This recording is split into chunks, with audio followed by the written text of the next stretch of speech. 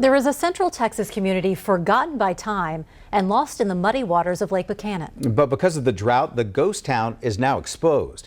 In tonight's special assignment, Albert Ramon takes us underwater to Old Bluffton. By air, by truck, and by boat, the evidence of the ongoing drought at Lake Buchanan is clear. Piers have not met the water's edge in years, and recent rains haven't helped much. But the drought has done one thing. This is the actual Old Bluffton Road. It has uncovered a ghost town, once lost in the murky waters of Lake Buchanan. But everything from here all the way across the lake is normally under 10 to 30 feet or 40 feet of water. Known now as Old Bluffton, Alfred Hallmark has been studying the history of this ghost town for years. The former teacher can also trace his ancestral roots 6 generations to Old Bluffton. So this location that we're at right now became Bluffton number 3, which was here until 1937 when the lake started to be filled. Today, Bluffton is located about 10 miles west of Lake Buchanan. Before that, the community was first established in 1853, located on the western banks of the Colorado River, now the lake basin of Lake Buchanan. It was an active community. In its heyday, between the late 1800s and early 1900s,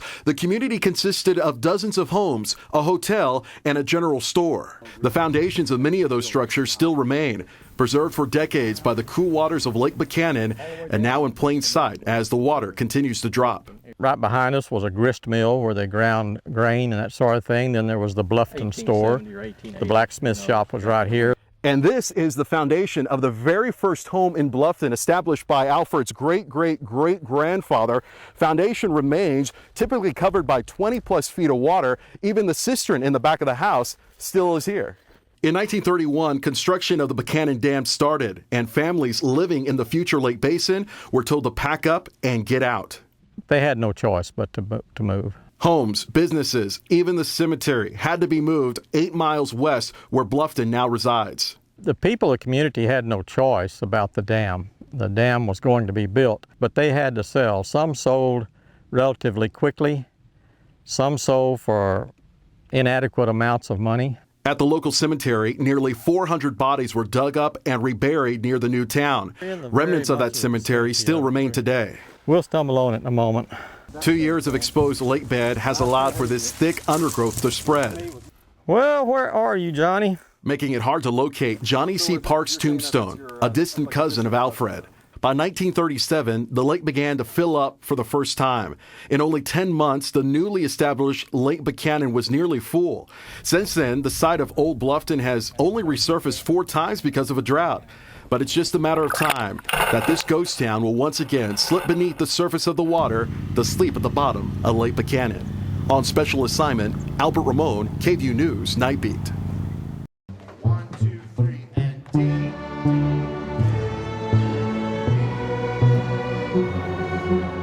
These young musicians are learning from one of the best. That's very inspiring. The techniques he uses are unique. I think he called it the chop drop or something with the bow. And the music is familiar.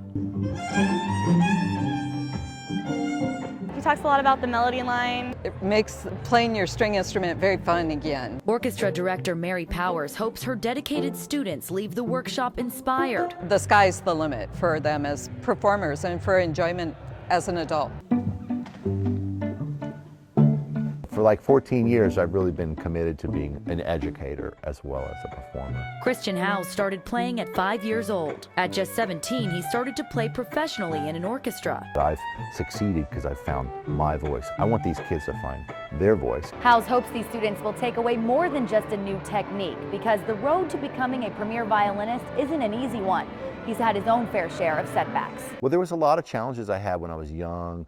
I think difficult, bad choices I made and acting out. Those bad choices landed him in prison on drug charges. What got him through was his music. Giving a child a sense of feeling special, that they have something special to offer. It certainly helped me through all those difficult times. He got out of prison on good behavior after 4 years and committed his life to performing and teaching. The music always gave me this sense of focus. It gave me a sense that I was capable, you know, of accomplishing things. Now he hopes these teens feel empowered to improvise and create their own sound. Music is just awesome. In Georgetown, Shannon Murray, KVUE News. A freeze warning is in effect. Yeah, that will be especially challenging for flood victims still living without electricity. KVUE's Jade Mingus is in Southeast Austin with our top story. Jade. Well, Tyler, nearly 2 weeks after the flood, some victims are still living in tents and the gutted shells of their homes. One man is staying in this camper here on Wild Onion Drive. Tonight, he and so many others are bracing for the cold. On a chilly November night, Debbie Lozano and her boyfriend, Richard Nielsen, are relying on a campfire to keep warm. We've lost everything. That's all I got is that fire over there. They lived in this tent for days on Bluff Springs Road near Boggy Creek. Both of our vehicles got flooded out, so we can't come and go to take care of our dogs, so we have to stay here. This weekend, volunteers gutted their water-soaked house. Tonight, they'll sleep on a donated air mattress inside, but without electricity, heat, or insulated walls. It ain't that bad once you get out on the covers, you know, but it's going to get cold out. Boggy Creek is really just a trickle today, but at the height of the storm, mud on these tree branches show you just how high the water rose, about 50 or 60 feet. I've never seen nothing like this. And we've been out here 36 years, like I'm saying, and I can't believe this. So we're just kind of following up to see who needs what. Nearly 2 weeks after the Halloween floods, volunteers from Austin Interfaith are giving away blankets, heaters, and food. So many people still need so much help. Michael Eddy is grateful. We rode out the flood and the house is ruined.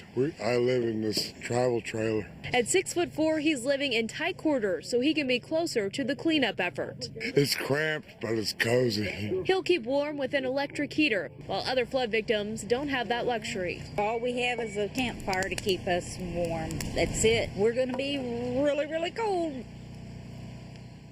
Now, the Red Cross is welcoming flood victims at its shelter at the Dove Springs Recreation Center. 44 people stayed there last night, and the Red Cross does have a second shelter on standby tonight. Reporting live from Southeast Austin, Jade Mingus, KVUE News. On Bee Caves Road Wednesday morning, bikers fill the roadway. But today, they're cutting the ride short.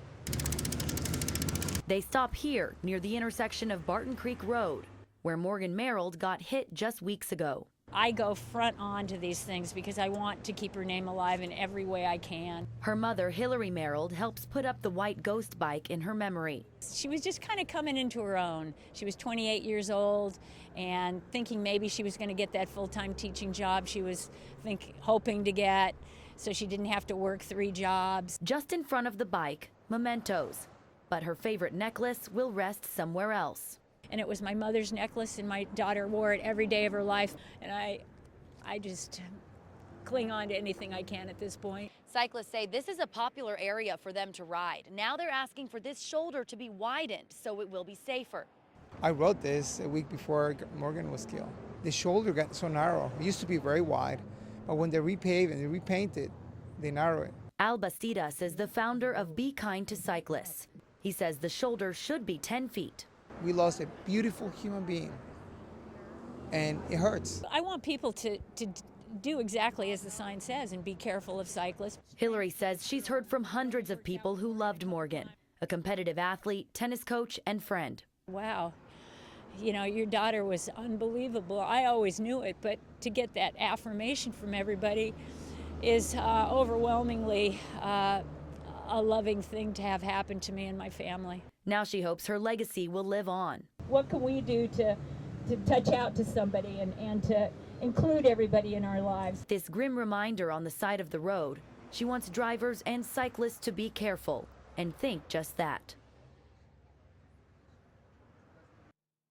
The Perfect Bacon Bowl claims it cooks bacon to perfection in your oven or microwave, leaving you with bacony bowls ready to be filled with whatever you like. Just wrap, cook, and enjoy. This is a bacon bowl. You have to wipe it with cooking spray or oil to make sure the bacon doesn't stick. Greasing it like a pig, y'all. You'll need 3 strips of bacon. Cut strip 1 into 2 halves and create an X formation over the top of the bacon bowl. Then you wrap the other 2 slices around the bowl, making sure the edges of the bacon overlap. I see holes. I see holes. We all know bowls can't have holes.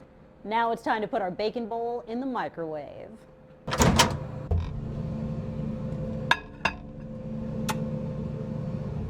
You can only cook 1 bacon bowl at a time in the microwave. It takes 2 minutes and 30 seconds. The directions say the size and structure of your bacon bowl can vary according to what cooking method you use. That's very small. That's a tiny baby bacon bowl. It takes just a moment for your teensy-weensy bacon bowl to cool off and get crispy.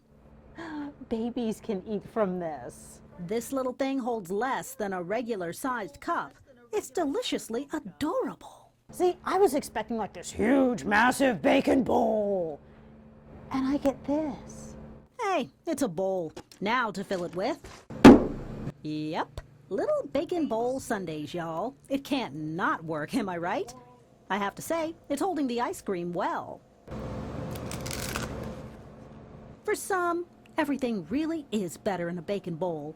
Even though it turned out really tiny, I'm gonna have to give the bacon bowl a thumbs up.